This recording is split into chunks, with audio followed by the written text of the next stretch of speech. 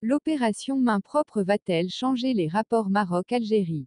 2 mois après la démission du président Bouteflika, le régime multiplie les arrestations des dignitaires de l'ancien clan qui avaient un discours violemment anti-marocain. Si la reconfiguration du champ politique peut laisser penser que la situation va changer en faveur du Maroc, El Moussaoui El Ajlaoui, expert en géopolitique, affirme que l'armée, vraie détentrice du pouvoir, continuera à soutenir le Polisario car elle a tout à perdre en abandonnant la carte stratégique du conflit du Sahara qui lui permet de se maintenir au pouvoir. Après 4 mois de manifestations contre le régime, qui ne faiblissent pas, le pouvoir en place en Algérie, incarné par le général Ahmed Gaïd Salah, multiplie les mises à l'écart et les arrestations des personnalités naguère proches. Est-ce du clan présidentiel déchu? Anciens premiers ministres, hauts fonctionnaires, hommes d'affaires, personne n'est désormais épargné par les foudres d'une justice voulant subitement punir les dignitaires corrompus de l'ancien régime. Sachant que ces derniers s'étaient maintes fois illustrés par des déclarations anti-marocaines, Ahmed Ouyaya, Abdelmalek Sellal, on pourrait croire que la carte politique va changer et laissera la place à une génération de décideurs en quête de relations plus apaisées à l'égard du Maroc. Beaucoup moins optimiste, l'expert en géostratégie El Moussaoui El Ajlaoui, affirme à Média 24 que le système algérien ne connaît pas de véritable transformation mais un simple repositionnement. Le régime en quête de nouveaux fusibles pour remplacer les lampistes interpellés. Il n'y aura pas de changement radical mais un simple repositionnement des composantes du régime algérien. Les récentes arrestations montrent qu'il sacrifie ces lampistes qui jouaient le rôle de figurants politiques pour donner les apparences d'un régime démocratique. En réalité, les vrais décideurs ont toujours été ceux de l'armée et des services de sécurité. Il n'y a qu'à voir comment la télévision des aides à Itrema RTV chante désormais les louanges de l'armée alors qu'elle avait été créée pour soutenir le clan Bouteflika par l'homme d'affaires Ali Haddad désormais en prison. NNE accent aigu.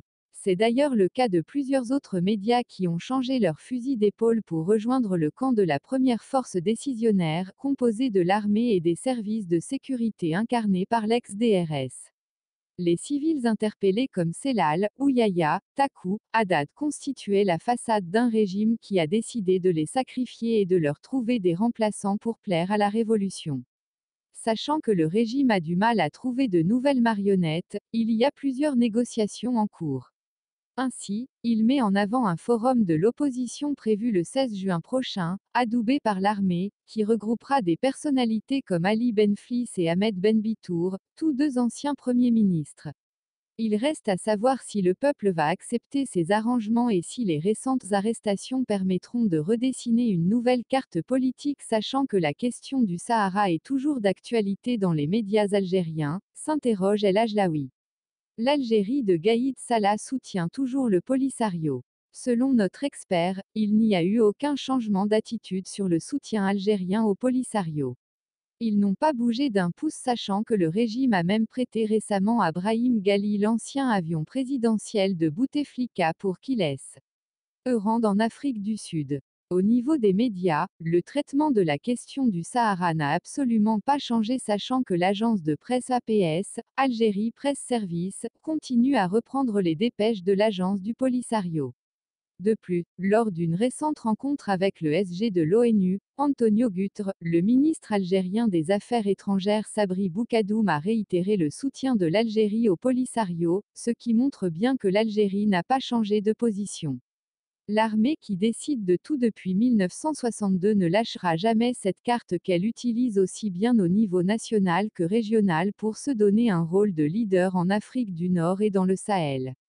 Si on lui retire la carte de l'ennemi marocain responsable de tous les malheurs du pays et de la région, il ne lui restera rien de convaincant pour asseoir son pouvoir auprès de son peuple, avance l'expert. Un éventuel rapprochement commencera par l'ouverture des frontières. Interrogé sur le degré de sympathie du peuple algérien à la cause du Polisario, El Ajlaoui affirme qu'il n'a jamais parti. IP à des manifestations pour ce mouvement en rappelant que lors des émeutes de 1988 à Alger, les manifestants n'avaient pas hésité à brûler l'ambassade du Polisario dans la capitale. Ce conflit ne les intéresse pas du tout car leur priorité actuelle est de passer à une deuxième république. La seule chose qui les intéresse vraiment est ce qui se passe à l'intérieur de leur pays.